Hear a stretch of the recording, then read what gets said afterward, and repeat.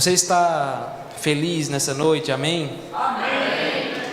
Eu ainda achei fraco o presbítero Giovanni. Vou perguntar de novo, você está feliz nessa noite, amém? Amém. Amém, meu irmão. Lembre-se que nós nunca estamos aqui reunidos para um velório, porque o nosso Redentor vive e reina pelos séculos dos séculos. Ele está vivo, Ele é o sentido da nossa fé, Ele é o nosso amparo, o nosso escudo e a nossa fortaleza. Nesse momento, aquiete o seu coração para que Deus possa falar com você, para que você possa ser alimentado. Lembre-se que o ato de ouvir uma pregação com atenção, procurando alguma coisa para ser guardado no seu coração, isso é um ato de adoração a Deus. Quando você ouve a palavra dele com reverência, com a concentração, procurando guardar no coração aquilo que ele tem para falar com você. E nessa noite eu queria trazer um texto especial para nós. Abra comigo a sua Bíblia no Evangelho segundo escreveu Lucas. Evangelho segundo escreveu Lucas, capítulo de número 9. Nós faremos a leitura do versículo 23 ao versículo de número 27. Evangelho segundo escreveu Lucas, capítulo de número 9, do versículo 23 ao versículo de número 27. Eu estarei fazendo a leitura e você vai acompanhando comigo em sua Bíblia. Todos encontraram? Amém. Diz assim a palavra de Deus, irmãos. Dizia a todos: se alguém quer vir após mim, a si mesmo se negue, dia a dia tome a sua cruz e siga-me. Pois quem quiser salvar a sua vida, perdê-la-á. Quem perder a vida por minha causa, esse a salvará. Que aproveita o homem ganhar o mundo inteiro, se vier a perder-se ou a causar dano a si mesmo? Porque qualquer que de mim e das minhas palavras se envergonhar, dele se envergonhará o Filho do Homem, quando vier na sua glória e na do Pai e dos santos anjos. Verdadeiramente vos digo, alguns há dos que aqui se encontram, que de maneira nenhuma passarão pela morte, até que vejam o reino de Deus. Existem coisas muito interessantes no mundo, meus irmãos, que nos chamam a atenção.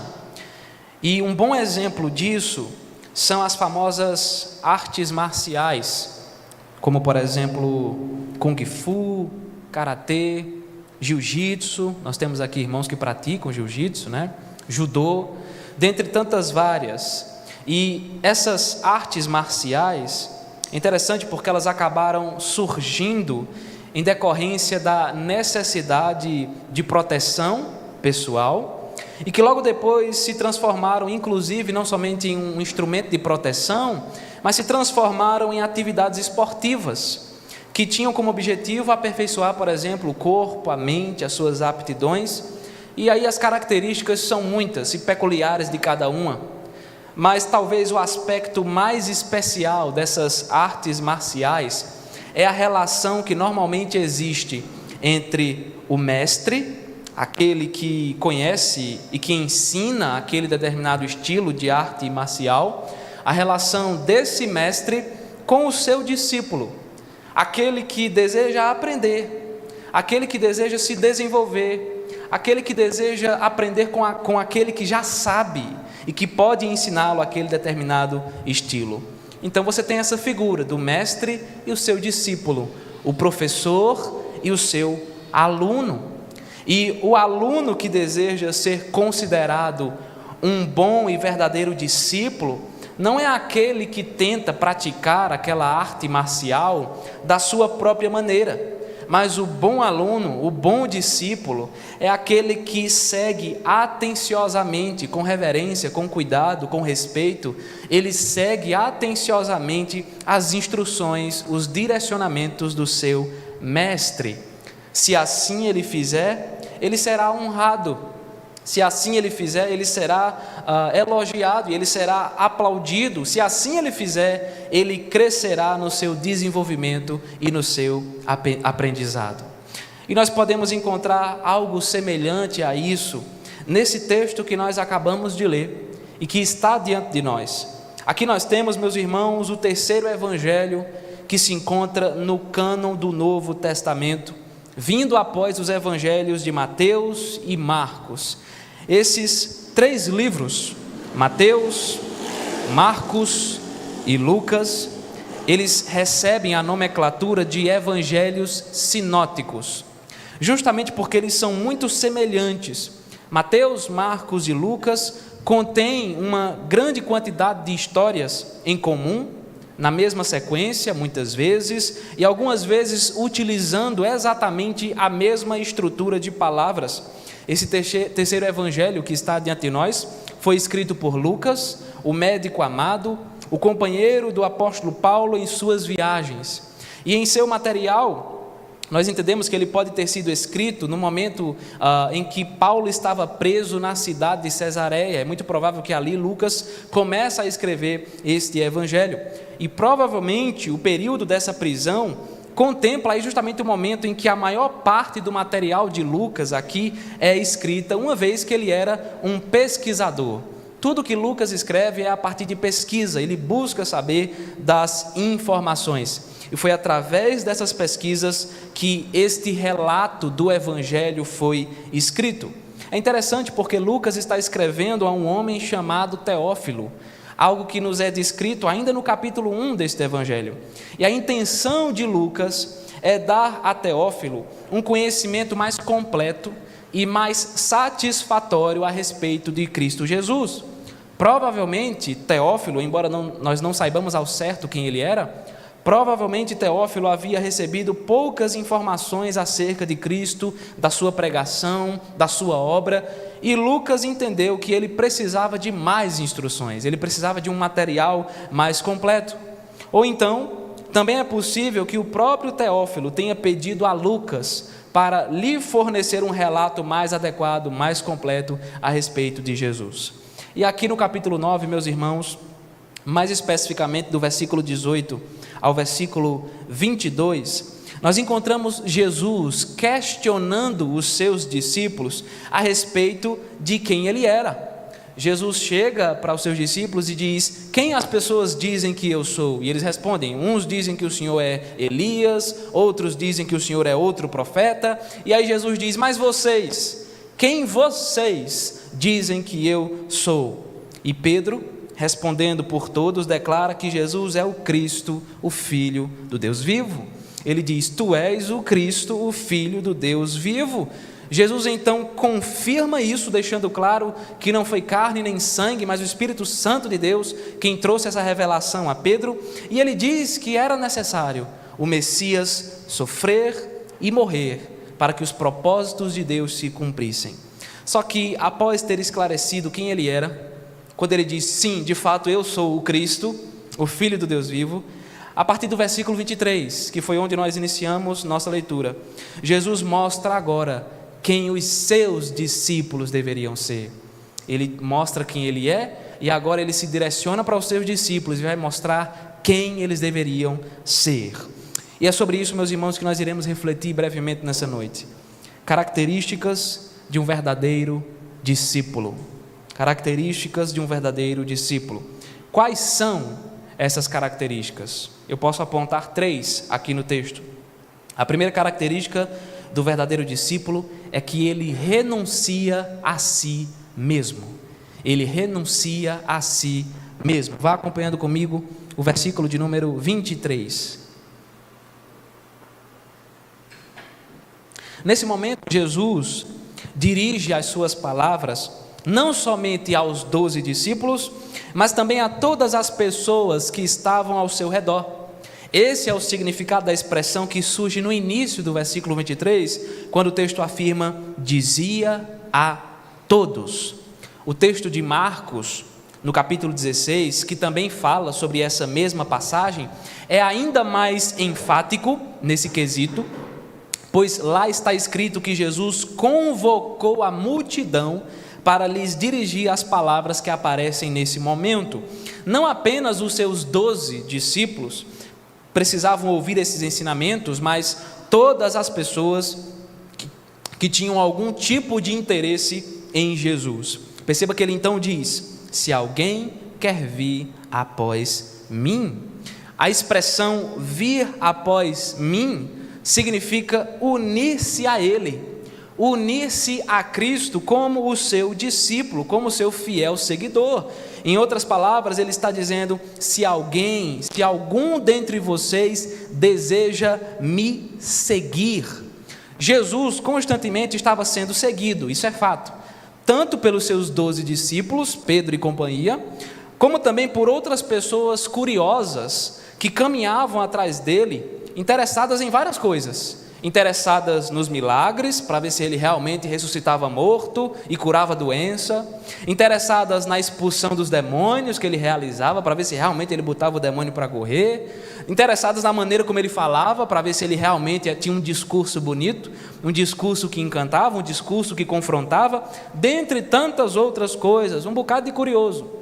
Só que nesse momento, Jesus não está falando simplesmente sobre andar atrás dele com curiosidade para saber o que ele prega, para saber se ele expulsa demônio, para saber se ele cura. Não, Jesus está falando aqui sobre viver firmado nas verdades do evangelho que ele estava pregando, sobre se entregar a toda a pregação que ele estava proferindo.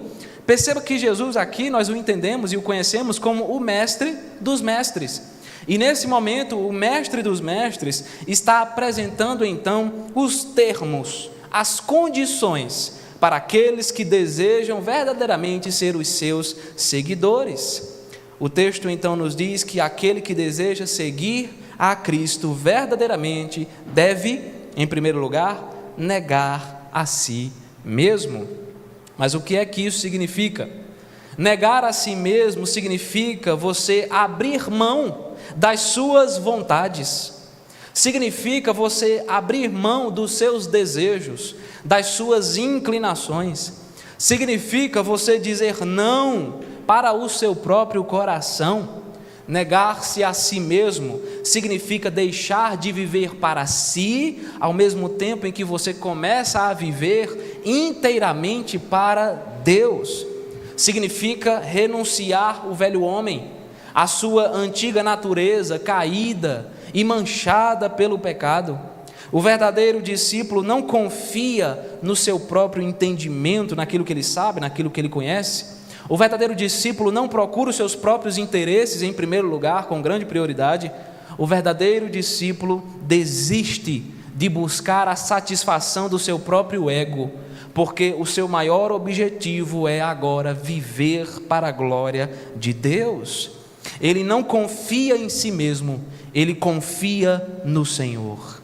Mas não somente isso, porque na sequência do texto é possível perceber que esse padrão ele aumenta, esse padrão evolui. Jesus Cristo deixa claro que para segui-lo também é necessário carregar uma cruz. Mas qual o significado dessa condição? Muitas pessoas, muitas mesmo, acabam achando que Jesus está falando sobre os sofrimentos desse tempo presente, como se a cruz a ser carregada tivesse a ver com as dificuldades, os problemas, as tribulações, os sofrimentos que nós enfrentamos.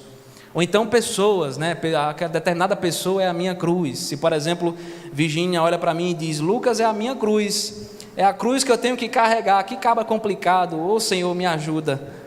Mas não é essa a ideia, embora a gente pense que é isso, fulano é minha cruz, aquele problema é minha cruz. Não é essa a ideia. Você lembra para que a cruz era utilizada no tempo de Jesus? Nesse tempo, o principal significado que a cruz transmitia era o de morte. A cruz era um instrumento de morte, de execução. Ela provavelmente foi o instrumento de execução mais cruel utilizado pelos homens de forma legalizada, porque isso aqui era feito pelo Estado, não era feito por criminosos, era feito pelo Estado. Estudiosos concordam, por exemplo, que a execução por crucificação era a mais vergonhosa, a mais terrível, a mais dolorosa a qual alguém poderia ser submetido. Quem eram os condenados à morte de cruz? Escravos, criminosos, rebeldes contra o Estado, rebeldes contra o Império Romano, e Jesus, o inocente que foi tratado como criminoso, sofreu justamente uma morte de cruz. Ele foi torturado, ele foi despido, ele foi cuspido, zombado, sendo forçado a carregar a cruz até o local onde ele seria executado. Dessa forma, meu irmão, quando Jesus diz que nós precisamos carregar a cruz, Ele está dizendo literalmente que nós precisamos morrer. Morrer para quê? Morrer para o pecado, morrer para o mundo, morrer para o nosso próprio coração, morrer para as tentações de Satanás. Por quanto tempo eu tenho que fazer isso? O texto diz: dia a dia. O chamado é para matar o pecado diariamente.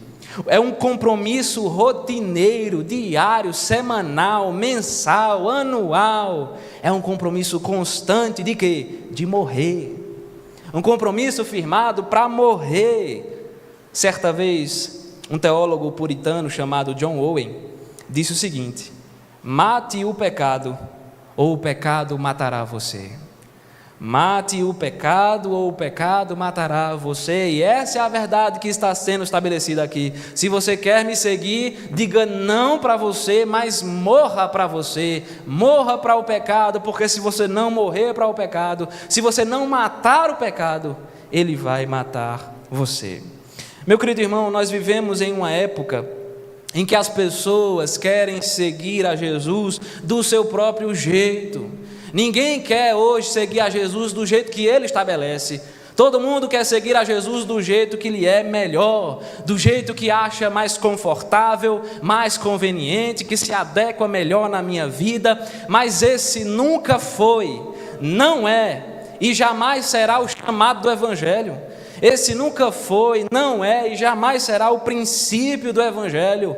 Deus nos chama a dizer não, não para a nossa vontade, não para os nossos pensamentos, não para os nossos desejos e inclinações pecaminosas. Deus nos chama a morrer, morrer para tudo aquilo que é impuro, morrer para tudo aquilo que é pecaminoso e desagradável diante do Senhor. Nós precisamos abandonar os nossos delitos e pecados, ao mesmo tempo em que vivemos para a glória de Deus. O que está diante de nós, meus irmãos, não é conveniência. O que está diante de nós na palavra de Deus não é facilidade. O que está diante de nós é a cruz. Como nós precisamos abrir a boca, meus irmãos, e dizer assim como disse o apóstolo Paulo: estou crucificado com Cristo, logo já não sou eu quem vive, mas Cristo vive em mim. Cristo vive e reina na nossa vida, meu irmão. Lembre-se que Jesus teve que morrer para trazer redenção aos pecadores perdidos, para salvar os pecadores do império das trevas, e nós temos que morrer para segui-lo. Lembre-se de uma coisa muito importante: só é possível seguir a Cristo carregando a sua cruz. Características de um verdadeiro discípulo. Nós acabamos de ver que a primeira característica de um verdadeiro discípulo é que ele renuncia a si mesmo. E a segunda característica de um verdadeiro discípulo é que ele se desapega deste mundo. Ele se desapega deste mundo. Versículos 24 e 25, veja comigo.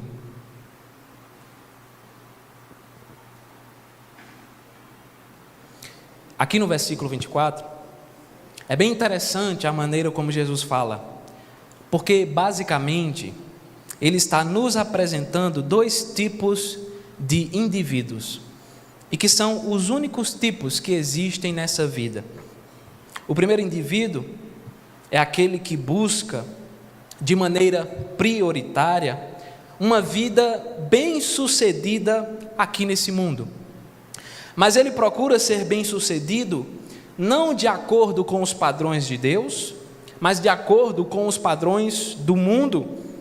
Ele deixa Deus em segundo plano e corre atrás do sucesso financeiro.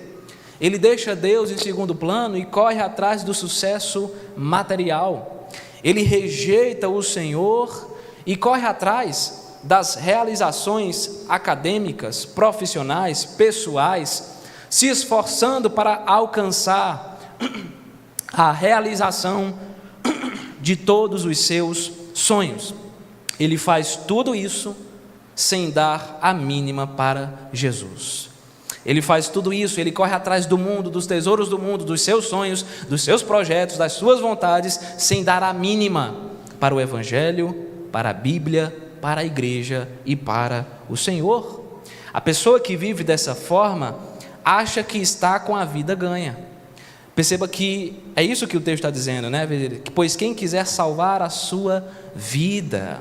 A pessoa acha que está com a vida ganha. Por quê? Porque ela tem dinheiro, porque ela tem saúde, porque ela tem uma casa, porque ela tem um carro, ela tem uma moto, ela conquistou tudo que sempre sonhou, ela alcançou os seus objetivos profissionais, ela alcançou os seus objetivos pessoais. Essa pessoa acha que a sua vida está salva, que a sua vida é ótima, que ele pode desfrutar tudo do bom e do melhor e nada pode tirar essa alegria dele. A sua vida está ótima, está ganha porque as suas riquezas materiais cresceram, porque ele encheu o bolso com os tesouros que esse mundo pode oferecer. Só que se você observar no versículo 24, Jesus deixa claro que quem achar que está com a vida ganha, enquanto vive para esse mundo, enquanto corre atrás dos tesouros desse mundo, enquanto ama o mundo e acha que está tudo bem, que é feliz, que a felicidade verdadeira chegou, Jesus diz que quem vive dessa forma, na verdade, está iludido, porque não existe uma vida verdadeira nesse caso.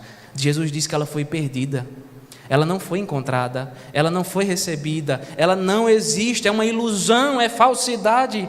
Essa vida aparentemente saudável, na verdade, é uma vida doente, é uma vida falsa, porque ela foi erguida, ela foi construída sobre a rejeição do único e verdadeiro Deus, o único que pode conceder vida verdadeira, vida eterna. Seguindo em frente, veja que interessante, o segundo indivíduo que Jesus nos apresenta é aquele que faz algumas coisas semelhantes, ou seja, ele também trabalha para ter o seu sustento, ele também trabalha para ter algum nível, algum grau de conforto, ele também procura se aperfeiçoar em seus estudos, em sua vida profissional, ele também tenta realizar os seus sonhos, mas a diferença é que tudo isso é absolutamente secundário no seu coração. Todas essas coisas não ocupam o primeiro lugar da sua vida. O que é que ele faz? Ele renuncia à sua própria glória e ele vive inteiramente para a glória de Deus.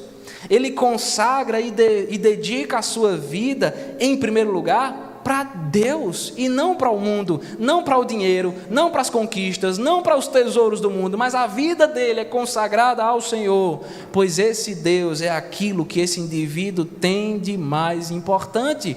O que é que ele faz? Ele não passa a vida correndo atrás daquilo que é passageiro.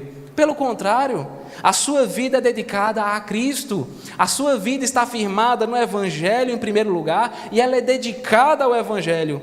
Ele se preocupa muito mais com Deus e o seu reino do que com as demais coisas dessa terra. No primeiro momento, veja, Jesus estava falando do ímpio, aquele que perdeu a sua vida tentando salvá-la. Jesus está falando do incrédulo, só que agora ele está se referindo ao crente. Ele está se referindo ao servo de Deus, que se dedica ao Senhor, que ama ao Senhor, acima de todas as coisas, acima de tudo que esse mundo pode oferecer. E é interessante porque as pessoas lá fora podem olhar para esse crente e dizer o seguinte: você está desperdiçando a sua vida, você está desperdiçando a sua juventude, porque esse crente não está vivendo de acordo com os padrões desse mundo, de acordo com o padrão do mundo, de acordo com aquilo que o mundo pensa. A vida desse camarada foi perdida, porque ele se preocupa com Jesus, porque ele ama Jesus, porque ele dedica a vida a Jesus. Só que de acordo com Cristo, essa vida na verdade foi salva, porque ela foi preenchida pelo glorioso poder do Evangelho. O crente pode até morrer por causa da sua fé em Jesus, isso pode acontecer, só que mesmo assim, ele ainda carrega consigo a vida eterna, vida verdadeira, vida em abundância, porque como certa vez disse Jesus, aquele que crê em mim, ainda que morra, viverá. No versículo 25, Jesus traz um questionamento muito profundo. Veja o que ele diz: que aproveita o homem ganhar o mundo inteiro, se vier a perder-se ou a causar dano a si mesmo? E é importante ressaltarmos que, enquanto Lucas apresenta a expressão perder-se ou causar dano a si mesmo, os textos correlatos de Mateus e Marcos, que falam também dessa mesma passagem, eles trazem a expressão perder a sua alma. Então a pergunta lá em Mateus e Marcos fica assim: de que adianta o homem ganhar o mundo inteiro se ele vier a perder a sua alma? E lá em Mateus e Marcos ainda tem o acréscimo de outra pergunta, quando o texto diz assim: que dará o homem em troca da sua alma? No texto original do Novo Testamento, escrito em grego, a palavra que se traduz como alma aqui em Mateus e Marcos também pode ser traduzida como vida. Mesma coisa. Consequentemente, essa palavra acaba tendo o significado daquilo que você é, daquilo que você é em sua integridade, de dentro para fora, suas emoções, seus pensamentos, seu coração, sua vida por inteiro, o homem por inteiro. Portanto, quando Lucas fala sobre perder-se, de certa forma, ele também faz referência a perder a própria alma.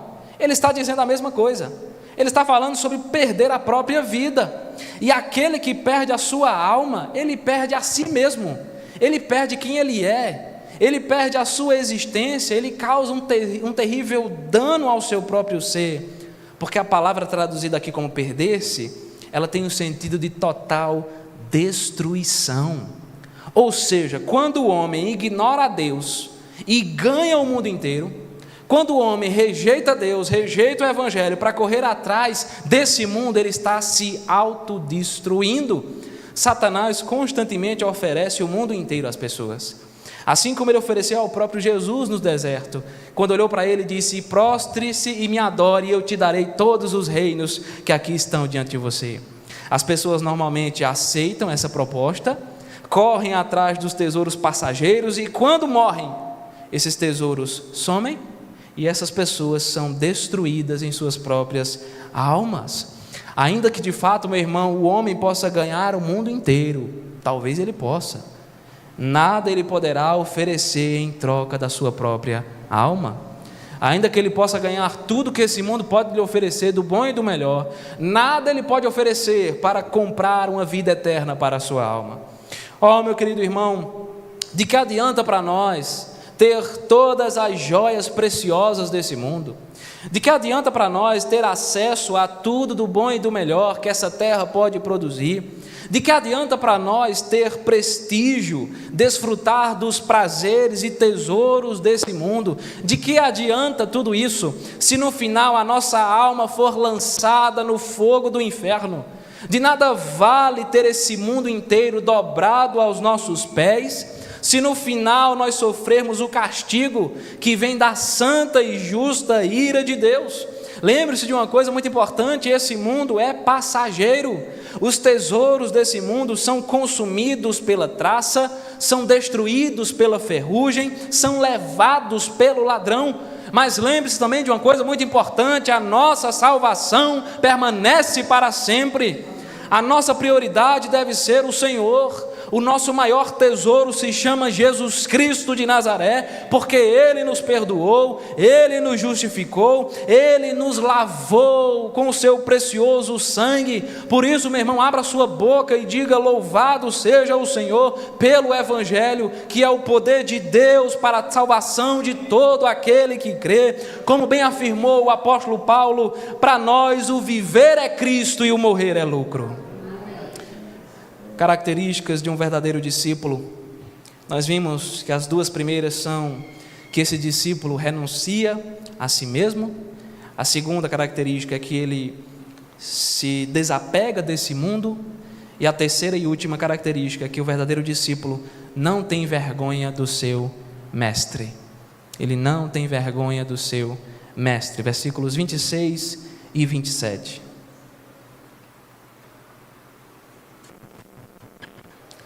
Jesus Cristo foi aquele que, para cumprir os propósitos divinos, ele se fez carne, habitou entre nós, se esvaziando, se humilhando, sendo obediente até a morte e morte de cruz.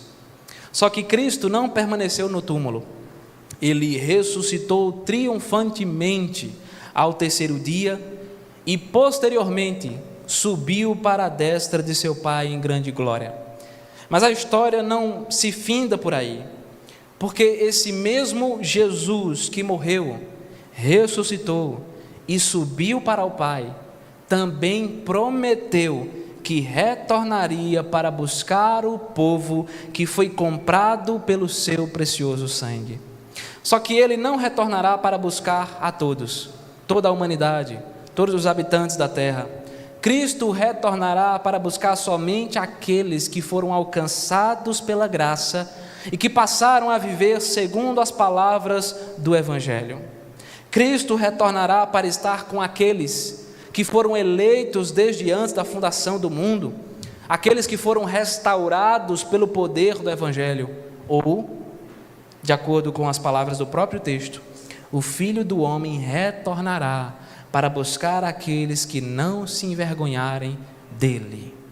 É interessante a expressão Filho do Homem, porque é uma expressão que surge, por exemplo, lá no capítulo 7 de Daniel, quando ele afirma no seu texto que vê o Filho do Homem vindo em grande glória, vindo de maneira gloriosa para realizar alguma obra. Os que não fazem parte do povo de Deus são aqueles que, na perversidade dos seus próprios corações, eles rejeitam a Cristo, eles rejeitam a palavra, eles rejeitam a igreja, eles rejeitam o evangelho que foi propagado pelos apóstolos. Em outras palavras, essas pessoas têm vergonha de Cristo. E ter vergonha de Jesus significa amar tudo, menos Jesus. Significa preferir este mundo caído e tudo que ele pode te oferecer, ao invés de Jesus. Ter vergonha de Jesus significa abraçar fortemente o pecado e as propostas de Satanás. Ter vergonha de Jesus significa estar mais disposto a agradar aos homens do que a Deus. E muitos se envergonham de Jesus, por exemplo, por causa da perseguição. E quem são esses? São os falsos crentes, o joio, os bodes que estão no meio das ovelhas, porque eles não conseguem suportar o fato de que o mundo os odiará por causa de Jesus. Eles não querem ser discriminados, desprezados, rejeitados pelo mundo por causa de Jesus. Sendo assim, o que é que eles fazem? Eles abandonam a fé, eles abandonam a Cristo. O texto então nos informa que dessas pessoas, Jesus também se envergonhará. Em seu retorno, ele também as rejeitará. Em seu retorno, ele condenará todos esses que tiveram vergonha do seu nome, serão todos condenados ao fogo do inferno.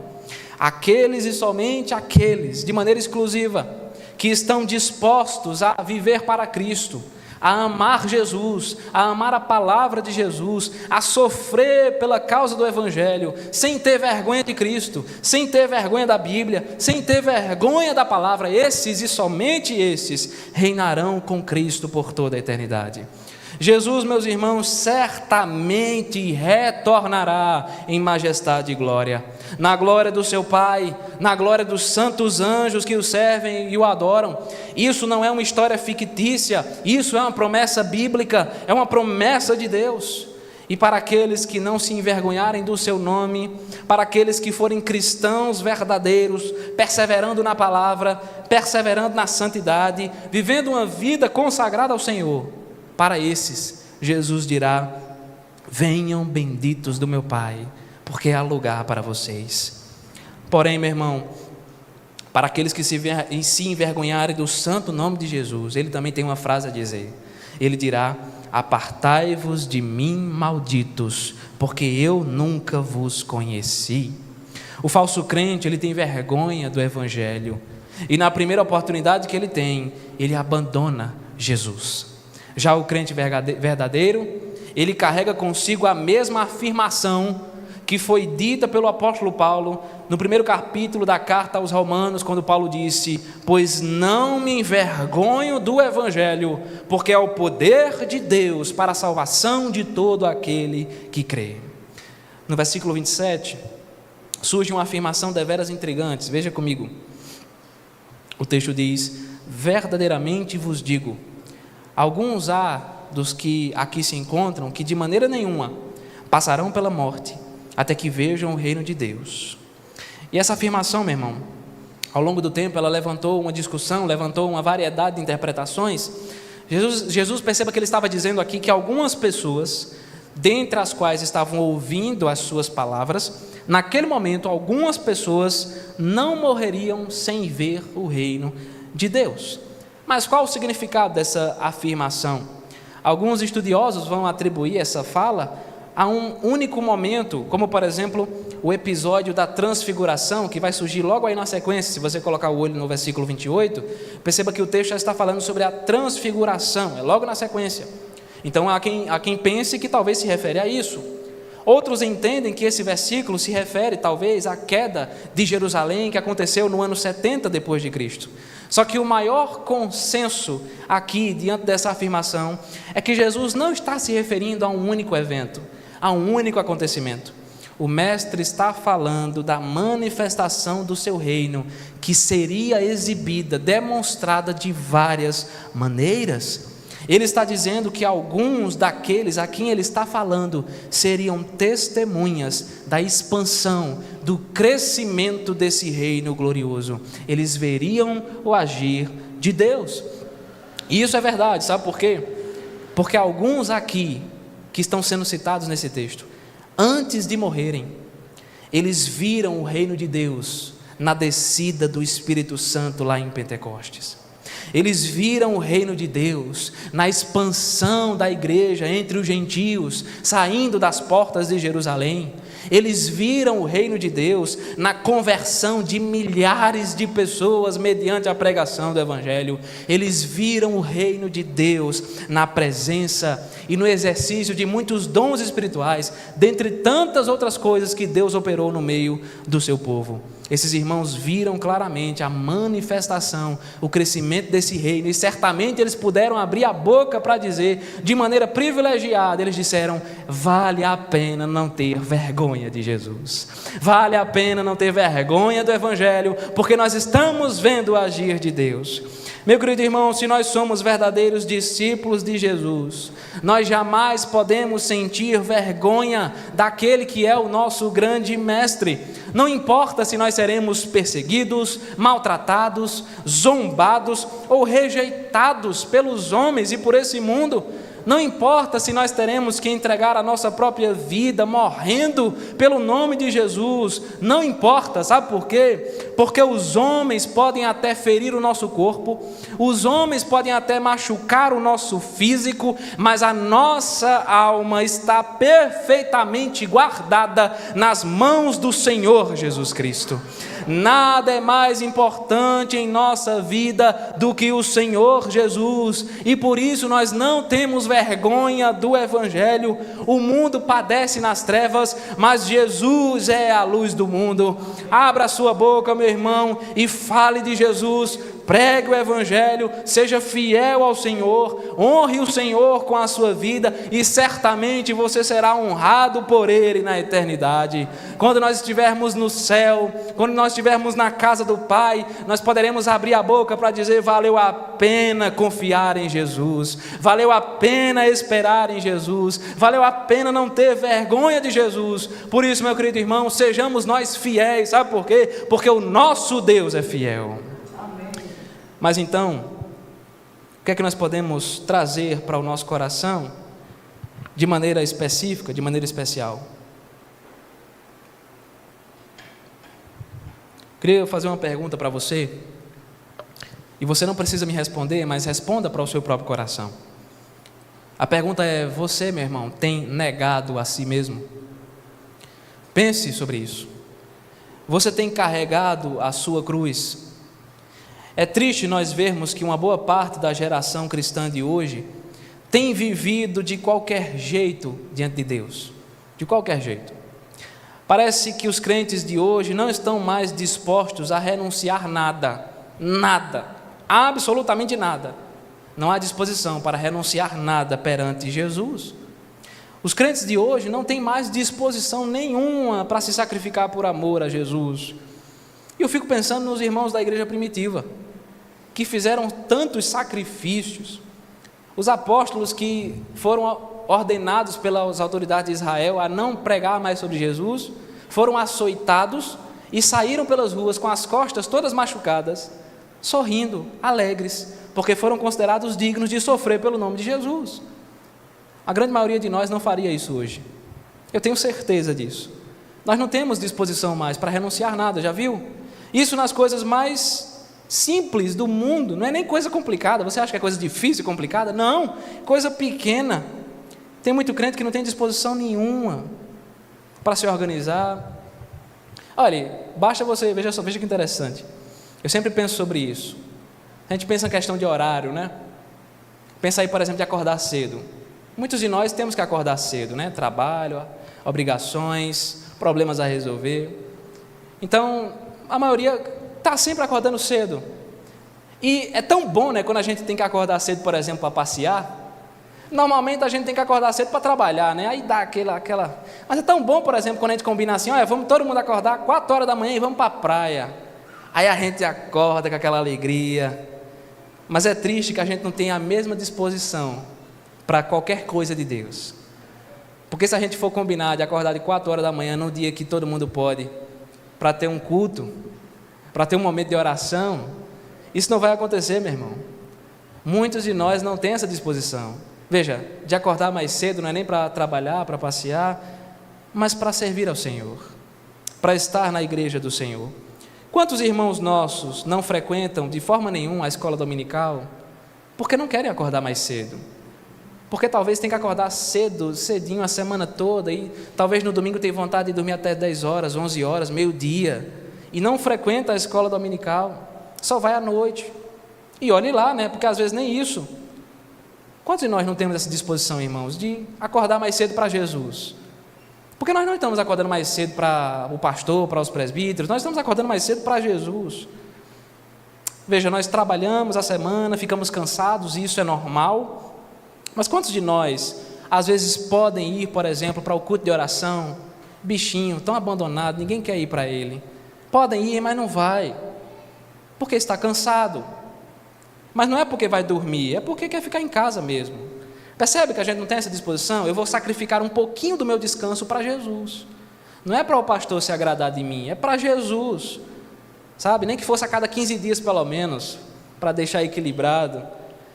A geração de hoje, irmãos, é o seguinte: se chove, não precisa nem ser o tempestade, mas cai uma garoa, já não quer ir mais para a igreja. Choveu, pastor, não vou não.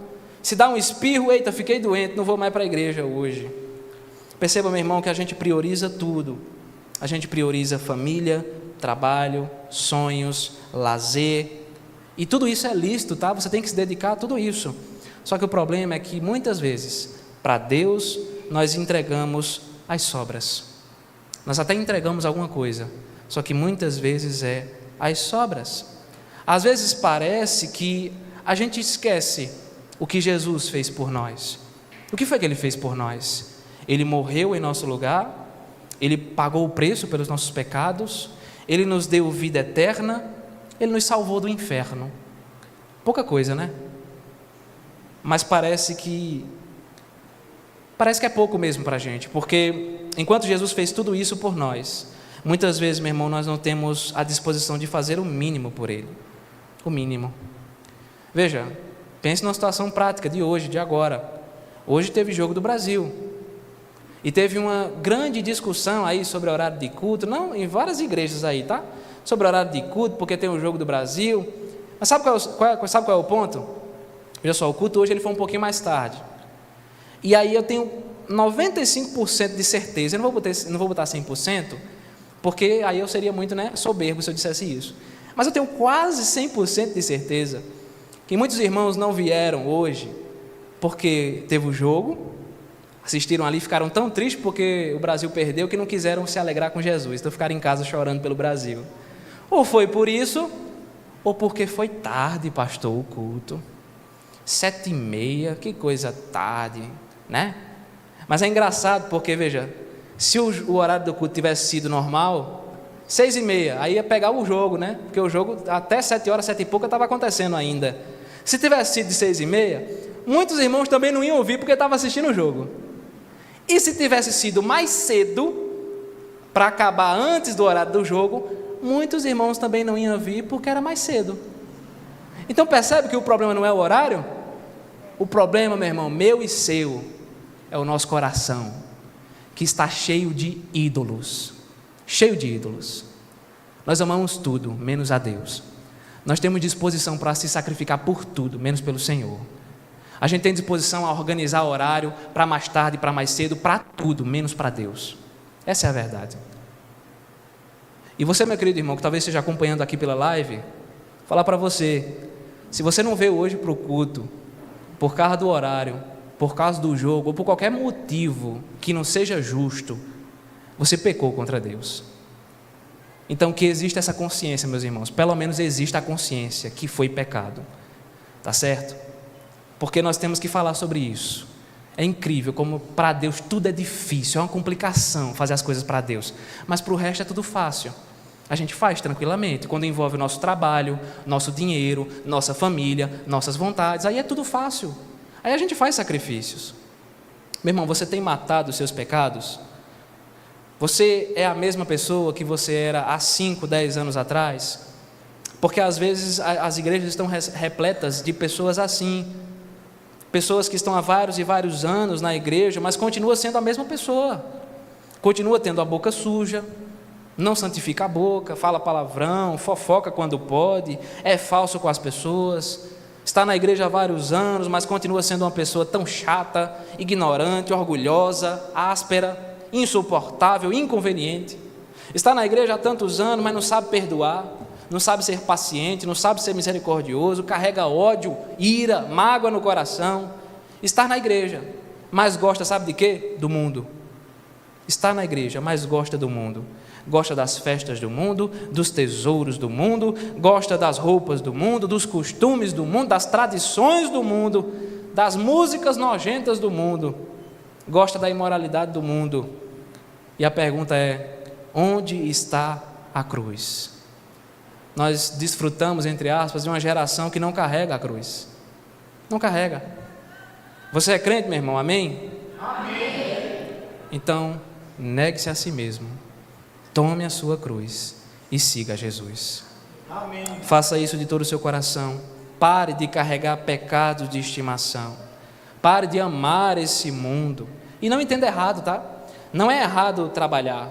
É bom trabalhar, estudar, viajar, ter sonhos, realizar sonhos. Não há pecado nessas coisas. Mas tudo isso passa. Tudo isso passa e essas coisas não podem ser a prioridade da nossa vida. Nós precisamos parar de correr desesperadamente atrás das coisas passageiras desse mundo. Ganhar dinheiro é bom, meu irmão. Comprar bem material é bom. Construir coisas é bom. Mas isso não é tudo na vida. E como disse o texto, não adianta de nada ganhar o mundo inteiro se você perder a sua alma. Dedique sua vida a Jesus. Dedique sua vida a Jesus e coloque os seus olhos na eternidade. Se alegre, meu irmão. A gente deveria ser crente. Veja, eu sempre estou de olho na igreja internacional também. Na Coreia do Sul existe igreja presbiteriana. E é talvez a igreja presbiteriana mais proeminente, mais avivada que existe nesse mundo. Talvez seja, não tenho certeza. Os irmãos sul-coreanos têm uma tradição, um costume que não é negado, não é abandonado, de orar de madrugada na igreja, de ir ao templo de madrugada para orar. Inventa de fazer isso aqui hoje. Só dá o pastor e olhe lá. Sabe o que é isso, meu irmão? A gente ri, mas é falta de amor por Jesus mesmo, sabe? A gente aceita só aquilo que é agradável a gente. Ah, meu irmão, vamos, sei lá, vamos para o café da manhã, 8 horas da manhã, vamos, coisa boa. Mas então vamos fazer o seguinte, o café é de 8 horas, mas vamos chegar de 5 para ter um momento de oração? Aí não, né, pastor? Aí fica difícil, eu acordo cedo a semana todinha. Meu irmão, a gente não ama Jesus. A gente não ama, não. E é triste, porque Ele nos amou tanto, né? Na cruz do Calvário. Como é triste ver crentes trocando Jesus pela seleção brasileira. Como é triste ver crentes trocando Jesus pelo conforto, pelo descanso, por dormir até mais tarde, por preguiça mesmo. Sabe? Às vezes tem uns crentes que chegam perto de mim arrumando umas desculpas que eu vejo na hora. Eu identifico na hora que você faz essas desculpas tuas. Eu só não digo na cara, mas eu já penso logo, você é a desculpa mais troncha do mundo. Só não quer mesmo. Que pecado, meus irmãos. Que nós possamos de fato amar Jesus e não ter vergonha de ser crente. Não tenha vergonha, meu irmão, de ser crente de verdade mesmo, falar como crente, pensar como crente, pregar o Evangelho, se parecer com Jesus, onde você estiver, ainda que talvez você perca seus amigos, seu emprego, sua popularidade, ainda que você seja rejeitado dentro da sua própria casa, pela sua esposa, pelo seu marido, pelos seus filhos, ainda assim, seja fiel a Jesus. Ainda que você seja até mesmo ameaçado de morte, não tenha vergonha daquele que trouxe salvação para a sua vida. Não seja um crente escondido, o crente 007, seja fiel, abra a sua boca, pregue e fale de Jesus, porque um dia, meu irmão, Jesus voltará e nós estaremos com Ele por toda a eternidade. Ele voltará para buscar um povo fiel, um povo zeloso, um povo que o ama. Então que nós possamos aprender a fazer isso do jeito certo, porque na maioria das vezes nós não temos feito. Se nós queremos ser verdadeiros discípulos, crentes, atuantes, compromissados, nós não podemos viver a vida cristã do jeito que nós quisermos. Nós temos que viver do jeito que Jesus mandou. Amém? Amém.